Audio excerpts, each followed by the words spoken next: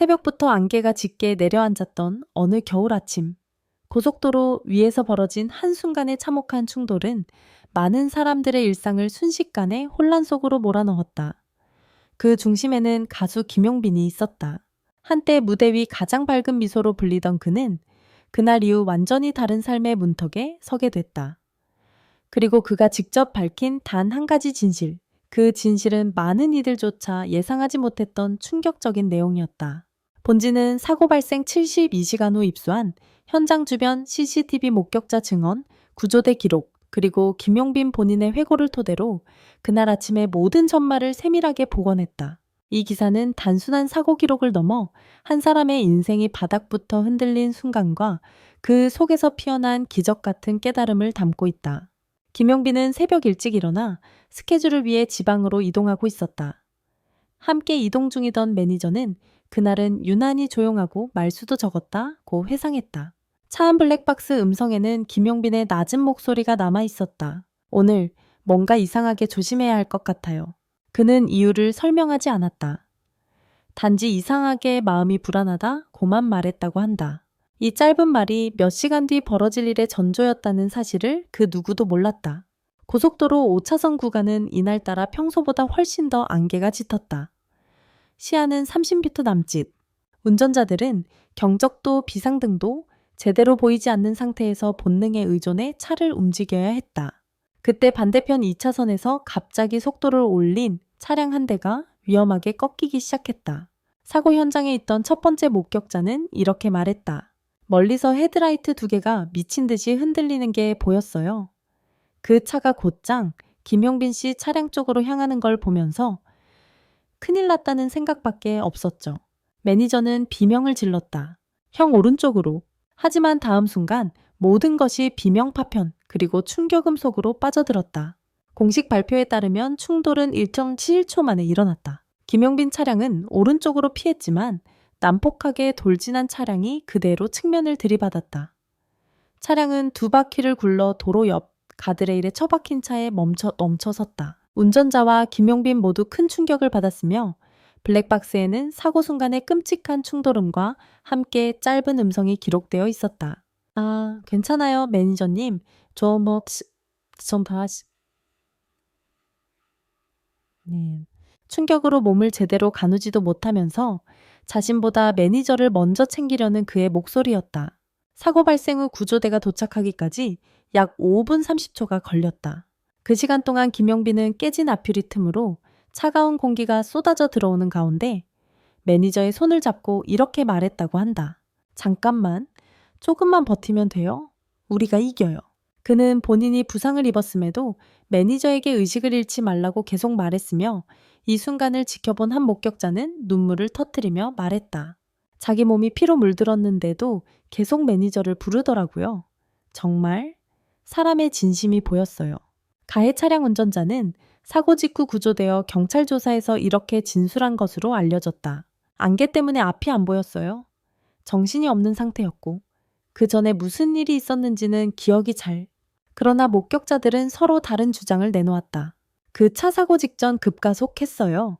일부러 그런 것처럼 보일 정도로 차선을 3번이나 흔들었고 방향지시 등 없이 튀어나왔어요. 결국 경찰은 졸음운전 가능성, 과속, 전방주시 태만 등 다양한 가능성을 두고 조사에 착수했다. 구급차 안에서 의식이 흐려지는 상황에서도 김용빈은 한 가지 생각만 반복했다고 한다. 왜 내가 살아남았을까? 의외였다. 그는 공포도 분노도 먼저 떠올리지 않았다. 구급대원이 김용빈의 팔을 잡으며 말했다. 괜찮습니다. 곧 병원 도착해요. 그때 그는 희미하게 눈을 뜨며 조용히 중얼거렸다. 제가 깨달은 게 있어요.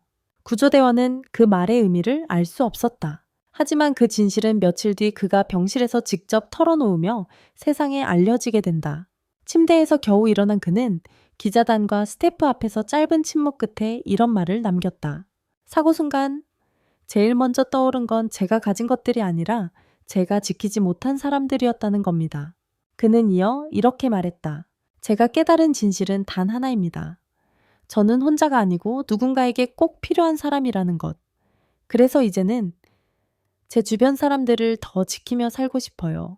그의 목소리는 떨리고 있었고 옆에 있던 스태프들은 눈물을 삼켰다. 그 순간 사고는 단순한 교통사고가 아닌 한 가수의 인생이 다시 시작되는 분기점이 되었다. 사고 현장을 본 다른 목격자들도 입을 열었다. 한 트럭 운전자는 이렇게 말했다. 솔직히 저라면 공포에 질려 아무 말도 못했을 거예요. 그런데 그분은 자기보다 매니저를 먼저 챙겼습니다. 괜찮아요, 괜찮아요 라고 계속 말하더라고요. 또 다른 목격자는 충격적인 이야기를 전했다. 차가 뒤집히고도 그분이 팬들에게 미안하다고 했어요. 공연 못하면 어떡하죠? 라고. 이 증언이 알려지자 팬들은 SNS를 통해 울분과 동시에 더 큰 응원의 메시지를 보내기 시작했다. 고속도로 위 비극적인 새벽 사고 이후 팬들과 대중은 김용빈의 상태와 사고의 진실을 알기 위해 숨을 죽이고 있었다. 그의 상태는 생명을 위협하는 수준은 아니었지만 의료진은 정신적 충격은 신체적 외상보다 훨씬 깊다고 말했다. 본지는 이후 벌어진 일련의 사건들, 병원에서의 첫 진술 경찰의 사고 분석, 신규 목격자의 등장, 그리고 사고 당일의 숨겨진 디테일까지 누구보다 먼저 깊이 있게 취재했다. 이제 이 충격의 아침 사건 뒤에 감춰져 있던 모든 이야기가 드디어 드러난다. 그가 응급실 침대 위에서 의식을 회복한 건 사고 발생 약 2시간 뒤였다. 의료진이 간단한 반응 테스트를 진행하자 그는 천천히 눈을 뜨고 주변을 살폈다. 의사 김용빈 씨 제 말 들리시죠? 그는 눈을 깜박이며 입을 열었다.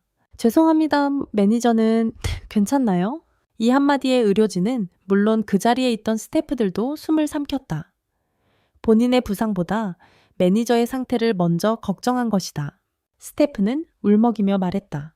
형, 우리 괜찮아요. 형부터 신경 쓰세요. 그러나 그는 고개를 흔들었다. 저 때문에 사고 난 건 아니죠. 이미 충격 속에서도 책임을 먼저 떠올리는 그의 모습은 주변 사람들에게 잊을 수 없는 울림을 남겼다. 주치의는 정밀 검사를 통해 다음과 같은 진단을 내렸다. 늑골타박사, 경추염좌, 경미한 뇌진탕, 전신타박 및 근육 경직, 심리적 충격 반응. 의사는 인터뷰에서 이렇게 밝혔다. 큰 부상으로 이어지지 않은 것이 기적입니다. 하지만 정신적 충격은 시간이 지나면서 더 깊어질 수 있습니다. 사고 순간 생명 위협을 느끼면 트라우마나 자책 공황 증세가 나타나는 경우가 많습니다. 실제로 의료진은 김용빈이 잠에서 갑자기 흠칫 깨거나 주변 소음에 민감하게 반응하는 모습을 여러 번 확인했다고 한다.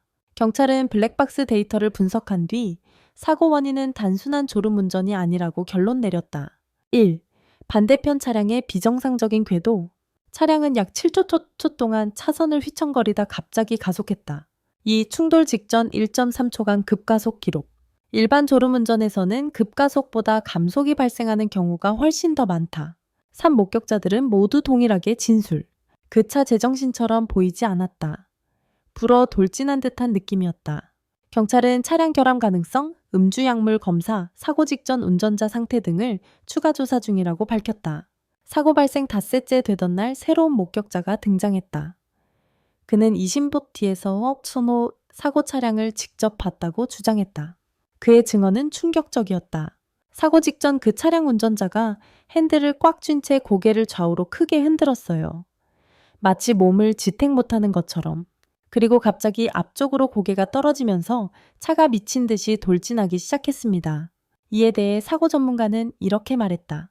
이는 전형적인 실신 직전 또는 극심한 패닉 반응에 가까운 행동입니다. 이 진술은 사건의 성격을 완전히 뒤집을 수 있는 중요한 단서가 됐다. 사고 장면을 묻자 그는 한참 침묵하다가 조용히 말했다. 부딪히기 직전 세상이 모든 소리를 끊은 것 같았어요. 그냥 하얗게 비어있는 공간에 혼자 있는 기분이었어요. 그는 이렇게 말했다. 그리고 마지막 순간 이제 내가 끝나는구나. 그 생각이 딱 들었어요. 인터뷰 도중 그는 여러 번 말을 멈추고 숨을 고르며 감정을 추슬러야 했다. 사고 소식이 알려지자 팬들은 밤새 송을시 편지를 써 병원으로 보냈다. 그 안에는 이런 문구들이 있었다. 사라져서 고마워요. 당신의 노래는 우리에게 삶이에요. 혼자라고 생각하지 말아요. 당신은 절대 혼자가 아니에요. 그는 편지를 읽다가 눈물을 흘리며 말했다. 내가 누군가에게 이렇게 큰 존재였다는 것을 그제야 알았어요. 그리고 그게 제 진실이었어요. 사고 10일 후 그는 스태프와 첫 내부 미팅을 진행했다. 그는 단호한 표정으로 말했다. 이번 사고, 그냥 넘어가면 안 될 것 같습니다. 저는 이제 제 주변을, 제 사람들을 더 지키며 살고 싶어요. 그리고 이어 말했다. 저를 지키는 건 결국 저 자신이더라고요. 그리고 살아있다는 게 얼마나 감사한 일인지 절실히 깨달았습니다. 스태프들은 한동안 말을 잇지 못했다. 그는 매우 조심스레 한 사실을 털어놓았다. 꿈에서 고속도로 위에 혼자 서 있었어요. 아무것도 안 보이고 차들이 제 옆을 스치는데 몸이 움직이지 않더라고요. 그는 이 꿈을 아무에게도 말하지 않았다고 했다. 그저 불길하다는 느낌만 갖고 출발했다고. 그리고 그는 이렇게 덧붙였다. 사고가 났을 때 그 꿈이 그대로 떠올랐어요. 그래서 더 무서웠죠. 스테프는 떨리는 목소리로 말했다. 형이 그런 꿈을 미리 말했다면 우린 스케줄을 바꿨을 겁니다. 경찰은 공식적으로 발표하지 않았지만 본지 취재 결과 사고 구간에서 또 하나의 차량이 포착된 것으로 확인됐다. 이 차량은 사고 4초 전가의 차량 뒤쪽에서 비정상적으로 가까운 거리로 붙어 있었으며 충돌 직전 갑자기 급정거하는 장면이 잡혔다. 전문가는 말했다. 앞 차량이 갑자기 급정거하면 뒤 차량 운전자는 패닉 상태에 빠집니다. 이로 인해 핸들을 급하게 꺾거나 반대 차선으로 넘어가는 사례가 다수 있습니다. 즉, 이 사고는 단순히 두 차량이 아닌 세 차량의 연쇄적 반응으로 발생했을 가능성이 제기되고 있다. 김용빈은 이제 재활 치료를 받으며 천천히 스케줄 복귀를 준비하고 있다. 그는 마지막으로 이렇게 말했다. 이번 사고가 저에게 준 가장 큰 선물은 제가 누군가에게 필요한 사람이라는 단 한 가지 진실이었습니다. 그리고 덧붙였다. 앞으로의 삶은 그 진실을 잊지 않고 살고 싶어요. 사고의 흔적은 아물지 않았지만 그의 마음은 오히려 더 단단해졌고 더 깊어졌으며 더 따뜻해졌다. 그가 다시 무대에 서는 날,